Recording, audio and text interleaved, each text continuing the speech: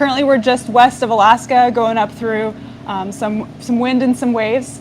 We're here for part of this project called Coastal Freeze, and you may have heard that the Arctic is changing. It's in general losing a lot of ice, but it still gets really cold every winter. Ice still freezes, and so we're going up during that period when ice is forming to understand how the changes that we're seeing in general in the Arctic are impacting that transition. And we're really interested in how the storms and mud and ice are interacting. So we're doing all of this research from our moving laboratory, the research vessel Sikuliaq, which will be our platform for the next few weeks to do the science. And we have an awesome team of scientists aboard to do that. We have about 15 scientists from our three different institutions that'll be part of this project over the next few weeks. So I'm Maddie Smith. I'm a scientist at the Woods Hole Oceanographic Institution, and I love studying ice and specifically sea ice, and so I'm really interested in that part of this project. And I'm Emily Idem. I'm a marine geologist at Oregon State University, and I'm interested in the mud in the oceans that gets washed off the landscape and understanding where it goes and quantifying seafloor erosion. And I'm Jim Thompson. I'm a researcher at the University of Washington in Seattle at the Applied Physics Lab, and I study the surface of the ocean where the atmosphere and the ocean interact, and there are waves, and where sea ice forms if it gets cold enough. If the ocean's going to freeze, it has to be really cold, and so we want to be able to measure both how the temperature of the ocean and how salty it is. And so the instrument that one of the main tools that we have in our toolbox to study that is called a CTD, and that can take a lot of different forms. So this here is a big version of a CTD. And so if you look down here, you can actually see the real sensors, the meat of it that makes those measurements that we're interested in are down here mounted on this frame. And so it has sensors that measure how much salt is in the water, how salty it is, and how cold it is, but also other things like how much oxygen is there, and some indicators of like how much plant life is in the water. And so that's one of the things that we're really interested in here. But the cool thing about this big platform that we use is that it also has these big canisters that you can see. And so when we put it in, we'll put them in cocked like that. And then when we put it down into the ocean, those will snap closed, and so we can capture water that we can then take samples of to measure lots of different things that might be in the water. Well, over here we have a very different type of sampling device. And Jim, if you want to start raising that up, we can do a quick demo. So this has a very fancy name. It's called a grab sampler. And we are using this to collect mud and sediments from the seafloor because we want to know what size material is down there, because that helps us quantify how fast the seafloor may erode under the influence of waves. So this device is kind of like a big spring-loaded trap, and it has a bucket that is retracted on a spring, and when it hits the seafloor, that spring is tripped, and we collect a sample very energetically, and we can slice through mud and gravel, and we can bring that back on board so that we can save it. We can look at the sizes, we can look at the chemistry. Sometimes we even bring back small organisms like sand dollars or sea anemones if they're on the seafloor. So we're going to do a quick demo of this for you, just so you get a sense of what happens when it hits the seafloor.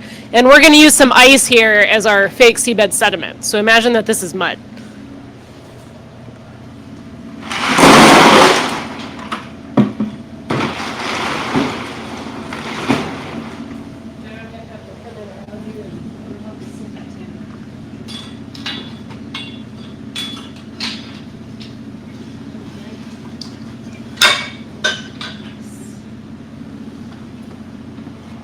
Okay, so now our device is armed and ready to go, and at this point we would normally be lowering it all the way down to the seafloor. We're going to go ahead and lower it into our bucket of fake mud.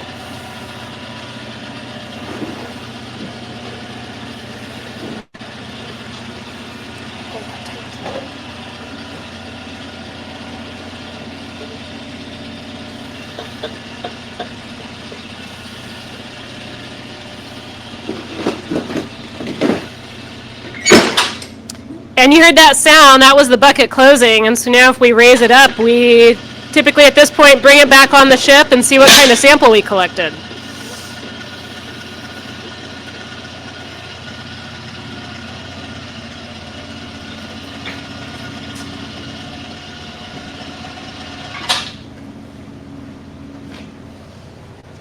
All right, so in this case we caught some ice. That was our fake seafloor, but typically this is the point at which we would be pretty excited to see what we caught. It's always a little bit of a mystery what's down there on the seafloor, and we have to have creative ways like this to sample it. And there's something really clear that's been happening in the Arctic lately.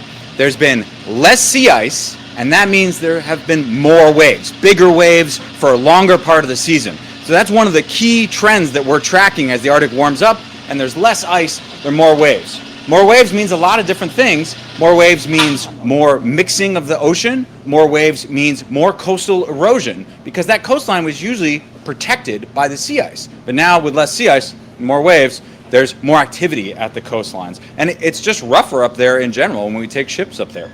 So here's one of the wave buoys that we use.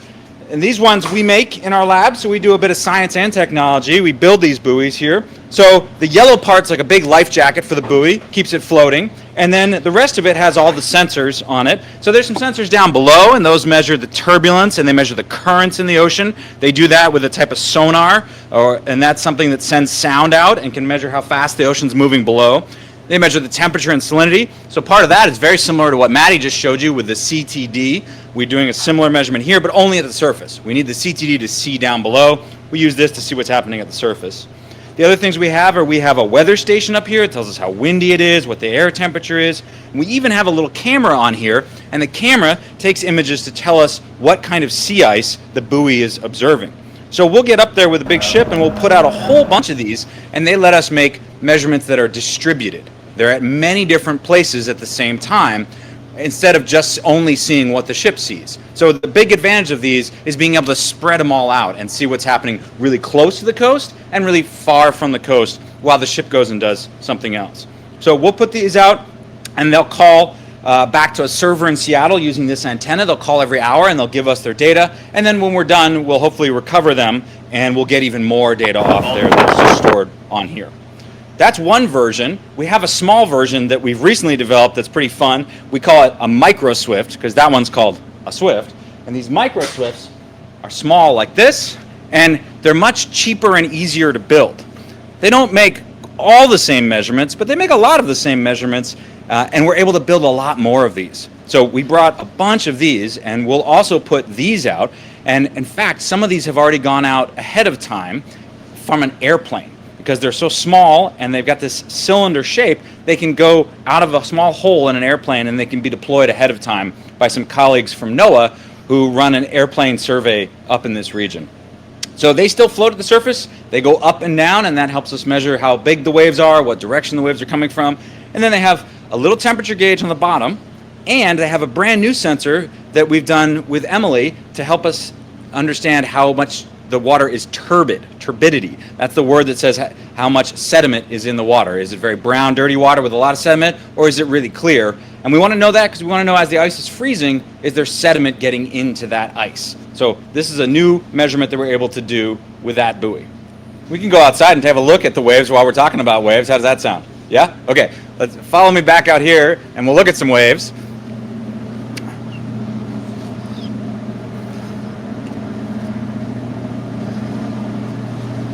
Good. Yeah. Okay, so we can see plenty of waves out here, and these waves out in open water, they're running free. They can do whatever they want. They can go for long, long ways. They can cross whole oceans.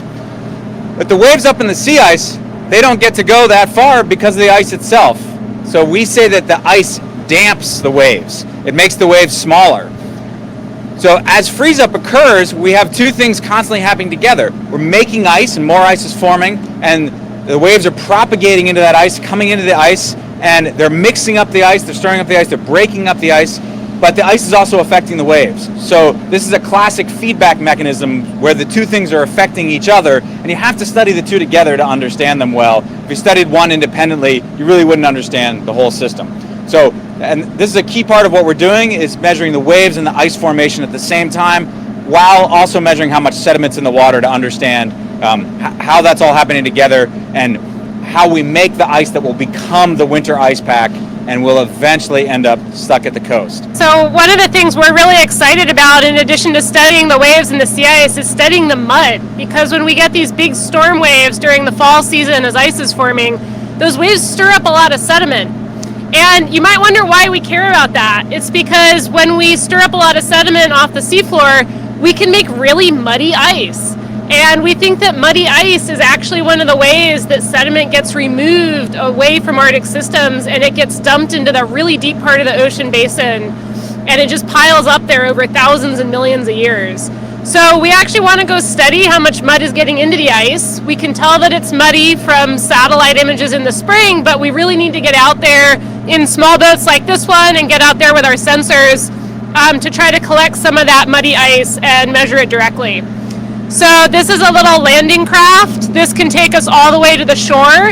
It's kind of a funny looking boat because it has that door on the front that we can lower if we need to get out on a beach somewhere. And so we will bundle up in some very thick parkas and some survival gear, and we'll take this out and go have a lot of fun going out for hours at a time to go sample near shore. So right here is a crane that we'll use to lift out some of the instrumentation into the water. So that's one way that we can deploy the CTD and other instruments. And then that back there that John's pointing at right now is this that we're looking at is the A-frame, and so that's a bigger, can lift a lot of, can hold a lot of load, a lot of weight, and so we'll use that also to lift up instruments that we've deployed on the seafloor that are out there measuring right now. So that can lift them up and bring them back onto the ship to take them home. The Arctic is changing really fast, and these measurements that we're making to understand how waves and ice and mud are interacting are hopefully going to be really helpful in better understanding the changes and how that matters for the Arctic ecosystems and communities that live along the coastline.